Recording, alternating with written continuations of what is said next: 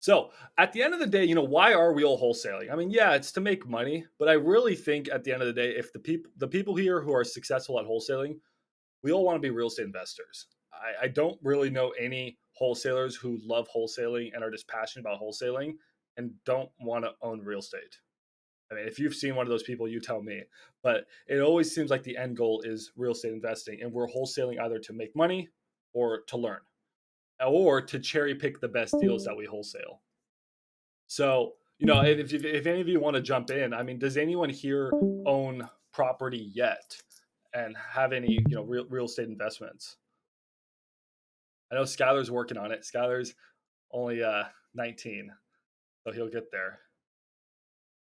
I got my first property at 18, but that was also the markets were a lot cheaper. So if I was Skylar's age Um, right now, I I have would a buy couple property. investment properties. I have a couple Yeah, investment yeah, properties. sure you do. Sure you do.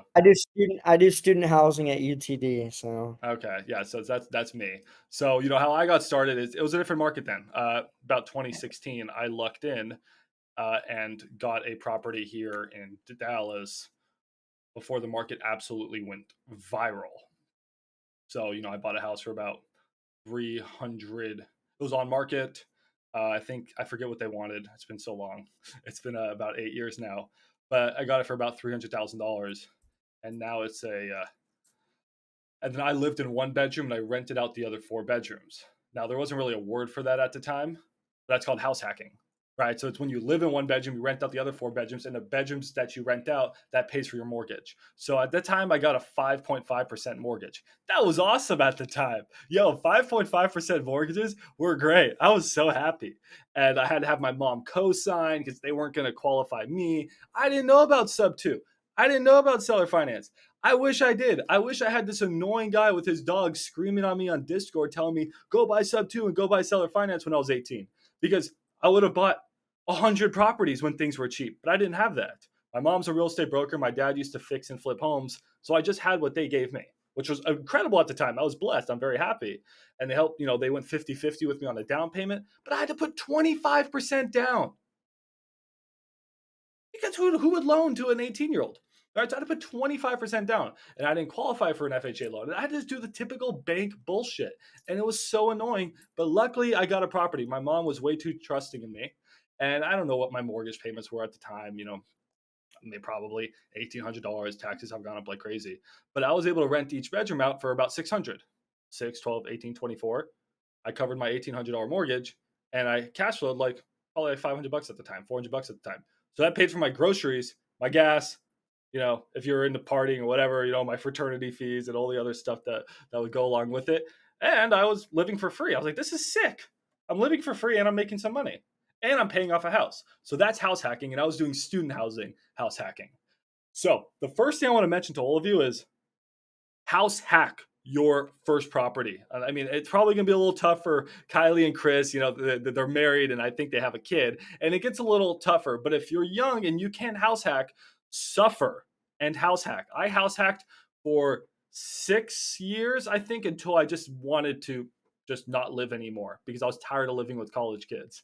Um, yes, house hack. You live in a bedroom, rent out the other bedrooms, and just suffer.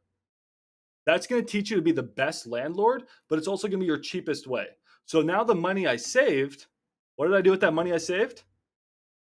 I bought a second property. So when I was 20 years old, I got a second property, 5 bedrooms, did the whole thing again. And then now, because I house hacked and because I suffered for 6, 7 years and I didn't live in my own house it was so much work, guys, so much work. I'm managing college kids at 18 years old, and some of these college students are 30. Think they're going to respect me? I cannot say I'll be honest. I have like freaking PTSD from some of the stuff I had to deal with these college kids when at that time. It was awful. But I would live it all again because now I have these two properties and the cash flow I get from these properties is your medium wage in the US. Like I mean, if I lived very frugally, which I do because I'm the cheapest person in the world, I can pretty much live off of the income just from these two houses because I suffered during those times, right? So the grind early really does pay off. And now I'm in a blessed position where I can create all this content for all of you and do all these things and not have to worry about making money right now. So, I just want that for everybody because there's no reason that all of you can't have that. What's the difference of what I did? I got lucky. I suffered for a while, but also the market, right? Now that's the uncontrollable.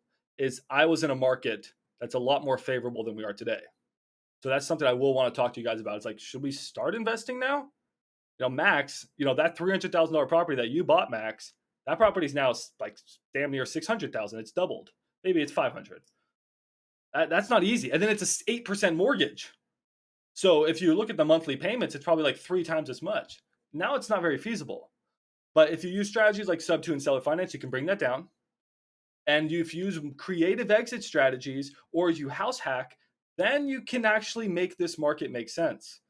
Buying a long-term rental right now at 8% interest, I'm not interested in that. I don't want that. Buying a long-term rental at 3% interest with a VA loan, I might be interested in that. Buying a long-term rental, wait, no. Buying student housing.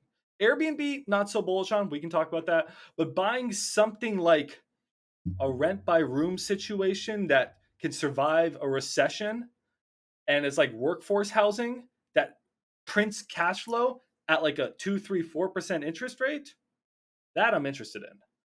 So it just depends. That's my story and how I got where I was. And then I did all these other endeavors. I never was someone who was a fan of school. So I always started and exited businesses. But, that's my story. And, what I'm personally doing now, and I'd love to hear what you guys are doing and where you guys are at the market. I'm just trying to save up as much money as possible so that when the good deals come, I can go buy all of them. When there's blood on the streets, I want to go and buy. Um, right now, I'm more in the waiting, but that's also DFW. This market's crazy. If I was back in the East Coast in some areas where there wasn't so many, the crazy, price hikes, I'd probably be buying if I found a good deal. So, but I want to hear your guys' story. I don't want to keep talking about me. I know Skylar has big aspirations. I know you guys are wholesaling for a reason. So what's the reason y'all are wholesaling? Or like what type are you guys looking to invest in some properties? Like somebody else talk, please. Or else I'm gonna have to call on Skylar. Kylie, I'm gonna call you out here, Kylie. So Kylie and Chris are our star wholesalers in this group. Now that she so she got her first deal, she got her second deal confirmed. I think we locked up a buyer, right, Skylar? Skylar on the second one. On I think we got Frank Street first, then Martin Street. Second buyer confirmed, and then now Chris, her husband, was like, "I want some of this action."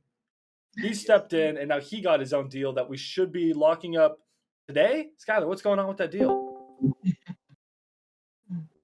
We're just waiting for the the agent to get back with us on signing it. She's filling out her brokerage information because she wanted to do it herself and throwing in some other special provisions, and then she's gonna get it signed sent to us. Okay, I won't show the deal today, but hopefully we have it under contract tomorrow so I can show you guys. But guys, they're just calling on market properties. They're just ripping out low cash offers, and these agents are saying yes. I made a whole video on that today. I'll talk about it in a second. But Kylie, why we talked about it a little bit in person when you came to the offices, but why are you wholesaling now? And what's the long-term goal? Like what's the real estate investing journey look like? It's funny. I was hoping you'd call out someone else that doesn't talk all the time. No, never. Everybody seems to be very shy. Mm-hmm. Everyone's shy today. I don't know, long-term goals for me without talking a bunch is fixing and flipping houses. And Okay. I want to get into rentals, long-term rentals. Chris is now really intrigued in the student housing since that's been brought up. Yes. I was actually just telling him it'd be cool to get something near us, small, and maybe even fully furnish it and then rent it out to see how we like having rentals, because I know it's not for everybody. But my main goal is to be able to fix and flip houses and just make a shit ton of money that way. Love it. And that's the beauty. That's what I love about real estate so much. If you are not a good landlord and you don't want to manage properties, I have to go over to one of my other properties right now after this. I have to fix a water heater. The other properties, the tenants aren't cleaning it. I got to go yell at some college kids. Like, I have to do that. It's a pain in the ass. I have to deal with that. Sure, you can get a management company, but then they're taking 10% and they never do a good job. So I like to personally manage my properties. That's what being a landlord's like. It's glorified and it's not as good as it seems. But then it's like, okay, I don't want to do that. Well, then maybe don't do student housing. Don't deal with college kids. Just do a simple long-term rental and get a great tenant in there who pays less rent, but just takes care of the property. I don't even want to deal with that.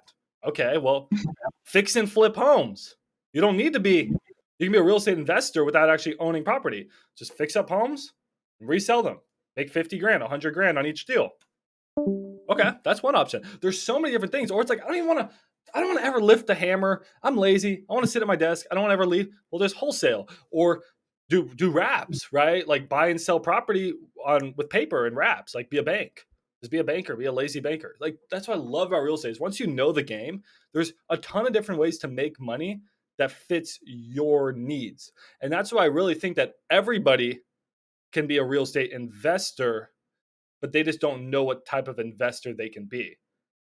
You want to be a landlord? Do you want to be a fix and flipper? Do you just want to be a banker and do paper? What works for you? And I think that's the beauty of real estate. It's so large and there's so many options.